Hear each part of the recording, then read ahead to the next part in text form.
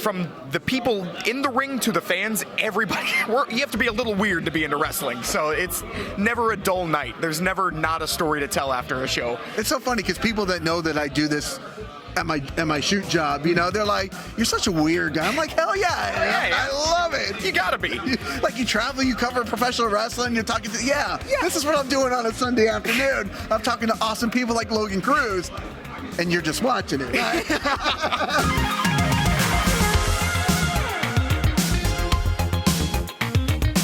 Welcome back to another interview here on Tone In Entertainment. Today we're at Mayhem On Mills, and I'm joined by one half of the tag team, the Gifted. Yeah, one half of the tag team, 1/3 of the faction with Leroy Shogun. That's correct. Logan Cruz, how you doing, Logan? I'm doing good. Second time here at Mayhem, so we're excited to be here. Hopefully, I'm not going to shatter my arm on the outside like I did last time. But yeah, doing pretty good. So you shattered your arm last time. What happened? So last time I was here, we had a match with OAO. I was thrown to the outside of the ring, and I missed the apron to protect myself, and I went straight to the floor, and my elbow dislocated completely out of socket. Had the medic come over, popped it back into place, got back in the ring and finished the match, but I tore both ligaments on either side of my arm and fractured it. So hopefully tonight goes a little better than that. I was going to say, what goes through your mind when you know something's gone horribly wrong? So in that moment, all I could think was, he needs to reset this right now before the adrenaline wears off. But then I was like, okay, and I checked it a few times. I was like, show must go on. So, but then on the way out, I was like, crap, I'm gonna have to go to the hospital, and it's gonna be a whole thing. But yeah, it was a fun time, but I definitely didn't take as much time off afterwards as I should have. I wrestled the next weekend with one arm, so it was not great, but yeah. Okay. Well, speaking of Mayhem, you've got quite the shiner here on your left eye. Courtesy of my tag partner, Wheezy T. Courtesy of your tag team last night. Last night, he and I wrestled for the Kingdom of Wrestling Workhorse Championship. Just a friendly battle between two brothers. Turned out to be not so friendly, and he threw me into the ring bell, and I took the whole thing with my eye. So it was good. I won though, so he can bite me. That's shattered arms, black eyes. Yeah. I mean, the bumps and bruises that you guys and ladies take are. It ain't ballet. It's like murder ballet. It's like murder ballet. I've never heard it explained that way before. It's like if jiu-jitsu is murder yoga, wrestling is murder ballet. Okay. 2 nights ago, you and Wheezy were on an episode of AEW Rampage. Yes, we were. That was such an experience. It was really, really cool because when we came out, you know why you're there. You're there to go out, do what's asked of you. No one's gonna know your name, but we went out there, and people in Tampa, we, not to toot our own horn, but we got a little reputation. So people came alive for us, and there were some Gifted chants, there were some Logan Cruz and Wheezy T chants. So it was a ton of fun, and everybody backstage is amazing. Everybody on the AEW roster, it's all intermingled. It's all because there's some places that you go where they're like, you're an extra talent, here's your room, don't speak until spoken to. They give you your pass, they say, hey, if we need you, be in this area, but if not, you're free to roam around. So we got to talk to all the talent. Really, really cool experience, and I'm hoping they have us back again soon. So yeah, it was a ton of fun, and I wouldn't trade that in for the world. And they pay well, so that's always important. It was crazy. I watched it Saturday morning, and I was like, oh, I gotta watch you guys' match because we're gonna be talking the next day. Let me watch it, and I'm watching, and the crowd is chanting. Swerve is looking around like who the hell who are these guys? And I'm like, yeah, you guys can be more over sometimes than I've seen it happen in Miami with Cha-Cha Charlie. Oh yeah, super over. And he was a bad guy, right? Over, Ariel Levy. And then I was watching, and you could tell the crowd was chanting for you guys, and you guys are looking around, big smiles on your faces, and they're like, "What the hell is going on?" Yeah, afterwards, Swerve actually pulled us aside, and he was like, "I didn't know that was going to happen," and I was like, "Yeah, we didn't either." But the thing that I've been telling everybody is that we would have won, but right before they started recording, I slipped on a banana peel, and they had to edit that out. But we would have won if it wasn't for that. So that's how I remember it anyway. Don't look it up. I think somebody sent the editor a few extra bucks to cut that out. I think Swerve might have. Yeah. He's like, look, we gotta make it look like we were in control. So yeah. Then I noticed something was just a little bit off. Now the banana peel falling down, slipping before the match makes more sense, right? It makes sense now that you put it in context. Yeah, it makes sense. Yeah. Oh man. What else? Trying to think of anything else that happened. So I've been training with Tall Paul White, the Big Show, 3 or 4 times a week because he's getting ready for his match potentially in a comeback soon. So he's been going to the Lethal Academy where I train. I train one-on-one with him probably 3 or 4 times a week, so it was really cool seeing him there. He would introduce me to everybody. It was really nice. But they brought in this big cake for the 200th episode. Okay. And it was on the table, and Tall Paul, who he wasn't even booked on the show, was like, is anybody going to cut this cake? And without asking, just sliced in and started handing out pieces. And eventually they were like, who cut the cake first? And he's like, who do you going to say something to me about it? What can you do? Zero? Nothing. There's nothing you can do. So Paul White, Big Show. I mean, I have a funny story. I've never told this to any of you guys before, but like, back in the NWO days, my dad went to go meet him at a meet and greet. Oh, yeah? When he was the Giant, right? And my long hair. With the long hair and everything, and he was part of the NWO at the time, and my dad goes up to him and says, when are you going to wake up and ditch old Baldy? And he stood up from the table. My dad ran away as fast as possible. I know it's a story he would never remember, but I thought I would just share that story because terrifying. Because you think about him cutting the cake. Yeah. Who is going to tell him? What do you do? God, there was one time we were in the ring, and he's got the bad knee, or he had the knee replacement. We were in the ring kind of just rolling around having a match, not like you would here, but just kind of like feeling things out. And he's selling for me. I give him an elbow drop on his knee, and he doesn't make a noise. And I was like, oh no, I heard him. And I turn around and look at him, and he's chuckling. And I was like, what? And he's like, I just farted on your back. And I was like, almost gassed me out of the room. I was like, if I have a skid mark on my back, we're going to have to fight for real. Not that I would win, but, you know. That's literally the Big Show. He's got giant farts. It's not great. It's... Well, speaking of giant farts, I feel like it's an easy transition here. I've been asking people recently what the most bizarro thing, since I covered bizarro wrestling recently, what's the most bizarro thing that's happened to you at a wrestling show? Whether a fan has come up to you and licked your neck, whether somebody has let one out, whether you've tripped over your own shoelaces, what is the most bizarro thing that's happened to you at a wrestling show? There was one time we were at a show, and it was a bar show, and the crowd got a little too raucous, and this lady put her hand down the back of my pants and squeezed my ass, and then tried to get a little feel and I was like, I yelped. I was like, ah! And I had to. So that was fun. And then there was a time where before I started wrestling as Logan Cruz, I was Jeff the Ref. And so what the gimmick was is I would wrestle as the referee, and I would count my own threes, and I always lost, so I'd be knocked out, but with one arm counting my 3 count. I love that. I didn't know that. I'm gonna have to look that back up. There's a lot of bizarre things in wrestling. There was this one time that someone brought in a monkey to one of the shows that we were on. Okay. And I guess it had gotten loose. So halfway through the match, it starts climbing the scaffolding. And so we're mid-match, or I'm watching somebody else, and they're mid-match, and everybody just kind of stops and is watching somebody's pet monkey climb around in the arena. Because let's face it, if the monkey's crawling around, we're all going to get distracted. Yeah, I don't care what's happening in the ring. I want to see the monkey. Yes. I thought he was going to drop an elbow, like sting from the rafters. It was monkey sting. It was. That's the thing about wrestling, is that from the people in the ring to the fans, everybody, you have to be a little weird to be into wrestling. So it's never a dull night. There's never not a story to tell after a show. It's so funny because people that know that I do this at my shoot job, you know, they're like, you're such a weird guy. I'm like, hell yeah, I love it. You gotta be. Like, you travel, you cover professional wrestling, you're talking to, this is what I'm doing on a Sunday afternoon. I'm talking to awesome people like Logan Cruz, and you're just watching it. You gotta be weird to like wrestling. One of the greatest of all time is an undead wizard who shoots lightning from his fingers. So, like, that's The Undertaker. Like, right. You gotta be, and if you were to say that to somebody who didn't know wrestling, they'd be like, oh, you're a lunatic. You're out of your mind. Right. So, He can sacrifice the boss's daughter, do all kinds of crazy stuff. He used to be a menace back in the day. He was straight up like, yeah, I'm going to send your soul to the devil. And we were all like, yeah. He's legitimately going to do it. But this guy from Texas can beat you. Like, oh, okay, yeah, that makes sense, I guess. With no foreign objects, no superpowers. Yeah. He can just come in and open up a can of whoop ass. And beats the devil. Yeah, all right, fair enough. And we never questioned it. Right. Well, let's throw this question out here. You guys are the Gifted. You know, you got Wheezy T, you got Leroy Shogun. Let's say you guys had to throw it down against any trio, what OAO. trio would you? Oh, okay. OAO, Plain all day. and simple. We've called.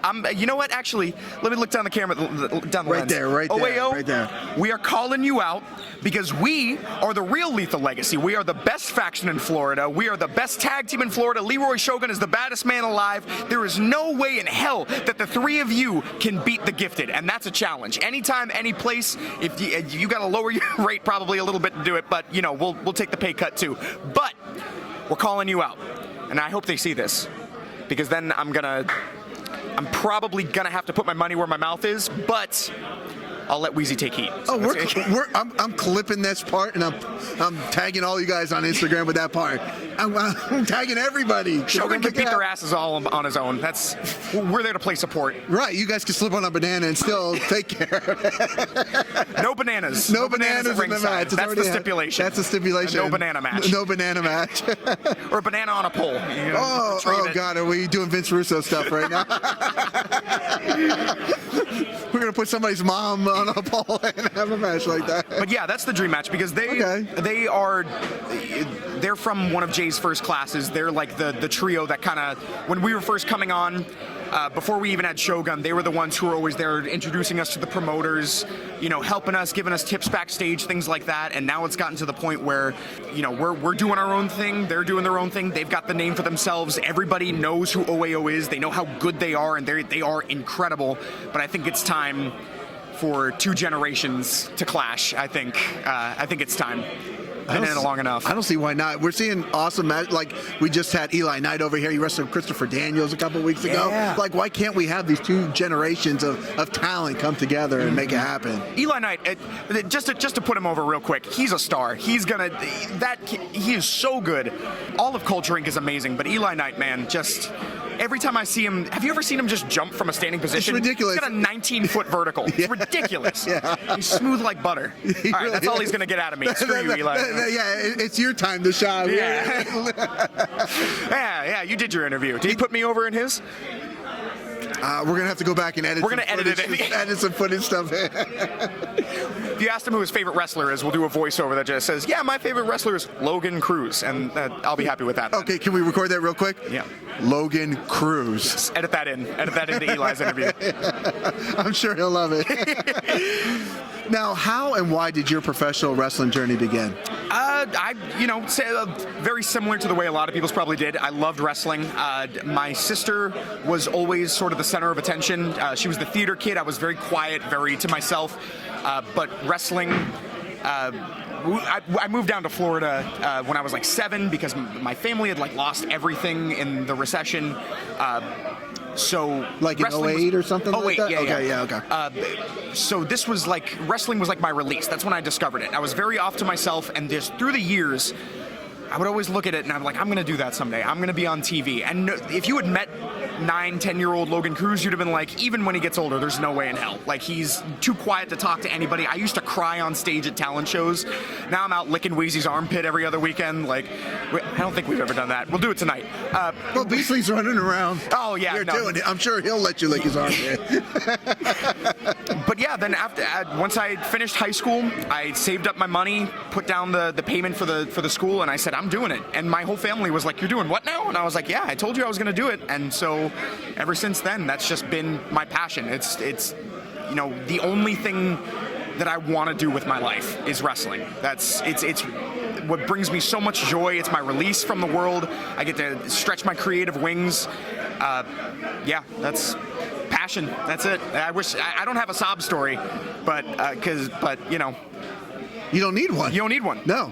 I feel like a lot of people think they need one to be an interesting person. I don't think so. Well, my parents weren't there when I was born. What? How did that work? But no, no, I just love wrestling, and it's all I want to do. And I think I'm pretty good at it. I think you're pretty damn good at it. Thank you. Yeah. Thank you. All right. Now, from when you began your wrestling journey to now, here in August of 2023, what does your family think? Maybe their mindset. Has their mindset changed from when you started day one to where you are now? Oh, absolutely. Well, they were never not supportive. When I told them I was doing it, it wasn't that they were like, you're doing what? It was like oh, really? Okay, yeah, great, we're here for you. They were there at my debut. My family has always been so supportive, but Friday on Rampage, I got a call from my mom in tears because she was so proud of me, and that is such a good feeling. Just having my family support and being there. Realistically, I could have gone into anything. I could have gone into cooking. I could have gone into tap dancing. They would have been there for me. I feel like, especially my mom and dad, my whole family supported, but my mom and dad know how passionate I am about this. So they're always there for a kind word, whether I'm working in front of 15 people or working in front of 7,000, you know? So yeah, nothing but love and support from them. Now, while I've got to see you in action, you know, at several other promotions before, this is our first time actually like sitting down and talking, but I still get very excited every time I see any of you guys that I get to see, you know, at our local shows on TV every single time. Like, it brings a joy to my heart. Yeah, it's like, oh, I know that guy. Like, yeah. And especially down here in Florida, there is such a family sort of connection where, like, I don't think there's a single person that I've met in wrestling that I wouldn't be happy to see get that opportunity. You know, it's because there's so many of us. And Florida wrestling is pretty oversaturated, but I want to see everybody succeed. You know, there's no reason that there's not enough room for everybody at the top or to make money, to live their dream, you know? And I feel like in some other places and in some other circuits, you don't get that. But down here, I could go up to talk to any one of these people, even if I met them today. And I know that, you know, we'd get along and that they'd be happy for me and I'd be happy for them. I think that's the cool thing about the Florida scene. With the vastness, the strength of the talent pool here in Florida, how hard is it to stand out above everybody else? Oh, extremely, especially, you know, when you have these incredible teams and people who are traveling not just around Florida, but around the country. You know, everybody brings something different to the table. Everyone's got their own talents and their own strengths. So you really have to find that niche. You have to find something that works for you, and I think what works well for a lot of the Florida guys, and why there's not just like one or two names that really stand out in Florida. There's a whole there's a plethora of talent because everyone's really true to themselves down here. They're not. There's not one or two names that stand out in each promotion. Let's be honest. Like, like every match on the card tonight is like, I got to see that. I have to be there for that. That's so. But it can be difficult. The spots, you know, they are limited. But again, you're fighting for them, but it's a friendly competition because you're still happy when you see somebody get on there. Like the couple of gentlemen who from the Lethal Academy are here tonight to show their support. They would have loved to have been on the show, but they're not going to harbor any resentment for not being on it. But yeah. It's hard. It's very, very hard when you have such stiff competition. Now, tonight, you're in a tag team match. You guys are going up against DMC and Dante Casanova. Is that correct? That is correct. So what are those two? Both guys I've had here on the channel, both lovely guys. But what do they have in store for themselves going up against the Gifted tonight? Oh, man, you know what? Probably some wet willies. I'm going to try and probably kiss someone on the forehead. A lot of chops, a lot of punches. Wheezy's got an inhaler full of thumbtacks that he's going to put down somebody's throat. Is that what's inside the inhaler nowadays? No, okay. You can't prove that. Okay. Definitely not arsenic either. No. The FBI is going to come crack down here on this. Jesus, yeah. Weezy's going to get dragged out in handcuffs. I'm like, Logan, what did you say? Like, it wasn't me, I promise. It's for his wheeziness. It really is. But yeah, we're going to do our thing. I try to be very humble, but I sincerely believe that me and Wheezy are the best tag team in Florida right now. I would put us up against anybody just because we are so in sync. Like, there are clips of us where we step at the same time, we jump at the same time, we blink at the same time, like without even looking at each other or communicating. We're just so in sync and we know each other so well that I think that realistically on the tag scene, there's so many great tag teams in Florida, but I'd put us up against any one of them, and I'd like our chances. How long did it take for you guys to get that chemistry going? You know what's really weird? I hated Wheezy for the first year of wrestling. It's not easy being Wheezy. It's not easy being Wheezy. But I'm going to tell you two stories. The first one is we were about 3 months into training. We used to work for a promotion that was attached to our school, but they only had one ring. So we would have to go to the school, tear down the ring, set it up at the venue, tear it down, bring it back, and set it up again. So by the end of the night, you're exhausted. It's a lot of work. Yeah. We've been doing this for about 3 months now, and we were back at the school setting up at the end of the night, and Wheezy's walking around doing the thing where like you pretend to hit somebody and you want them to sell for you. Okay. And I turned to somebody else in the Cheese. Do you know the Cheese? I know the Cheese. Yeah. Yes. I turn and look at him, and I was like, who is this guy? And he goes, that's Tyshaun. And I was like, is he one of the new guys, or is he one of the old guys? And he's like, dude, he's been in our class for 3 months. And I was like, oh, I did not know that. And then a couple months later, Wheezy and I are at the school. They're letting us kind of roll around a little bit. And Wheezy used to do this thing where he would sell like an old man, where if you hit him, he would go, and it was really funny. But he does this dive out of the ring, and he screams like I've never heard him scream before. I was like, oh no, he just broke his neck, like he just broke his arm. I go down and I check on him, and I was like, dude, are you all right? He goes, yeah, that's just how I sell. And I was like, you're the worst person alive. You are the worst human being. But then he made you believe. He really did. And I was like, I hate you, but I love you. But he and we didn't have any intention of being a tag team until our debut. We were at a memorial show for another Lethal student who had passed away. And yeah, there he is. There he is. But before that, he and I were going to be singles competitors. But then Jay and Merck said that they were going to pick 2 students to have a tag team match against them, and they picked Wheezy and myself. And that was the first time we ever tagged together. And ever since then, we've been like, hey, this works really well, because even in our first match, it was unrefined Green Boy stuff, but we had chemistry, and we were in sync with one another. And ever since then, he's my brother, and I would take a bullet for him. Like, am I allowed to cuss on the channel? 100%. I'd beat the fucking shit out of somebody for Wheezy T. That's my brother. I love him with all my heart. So rough start, and I think he might have hated me too, and he's got his own stories about that. But I think that's how the best relationships start. Right? Yeah.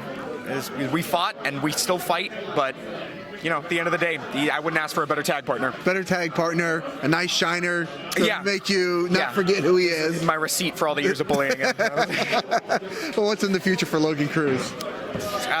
Hopefully more prominent spots on TV. Hopefully you'll see me more on myself and Wheezy and Shogun working shows like this, Mayhem, which has a great outreach, POW, Kingdom of Wrestling, lots of wonderful places. We're starting to get out of state more. Wheezy was just on the Scenic City, or he was on the Futures Tournament. We've been to Scenic City for the Rumble, so starting to branch out to Tennessee, North Carolina, Georgia, places like that, and hopefully it just keeps going up from there. Fantastic. Well, best of luck to you on your journey here. Thank you. Is there anything else we should know before we let you get ready for that match against DMC and Dante Casanova tonight? Sometimes I like to put cream cheese on my bagels, but other times I prefer a little bit of butter and jelly.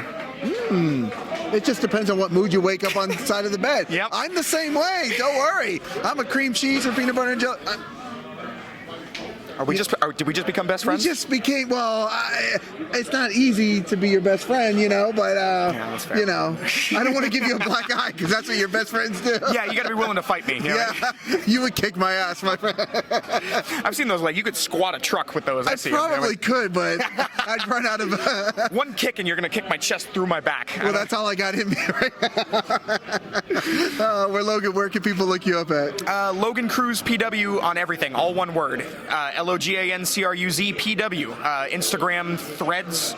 Is that what it's called? Threads now, yep. yeah. Twitter, Facebook, all that good stuff. Yeah. You kept it simple for everybody, and we appreciate it. Oh, yeah. No underscores, no dashes, no little, what are they, tildes over the N? Nothing like that. It's like people have their real name and the wrestling name on different things, and I'm like, no. No, none of that. Thank you. Thank you for having me. Yeah, definitely. Well, guys, if you like interviews like this with Logan Cruz here at Mayhem on the Mills, make sure you hit that red subscribe button so you can stay tuned in here to Tone In Entertainment for future videos. Goodbye. Subscribe to the channel. Do it. Go now. Do it now.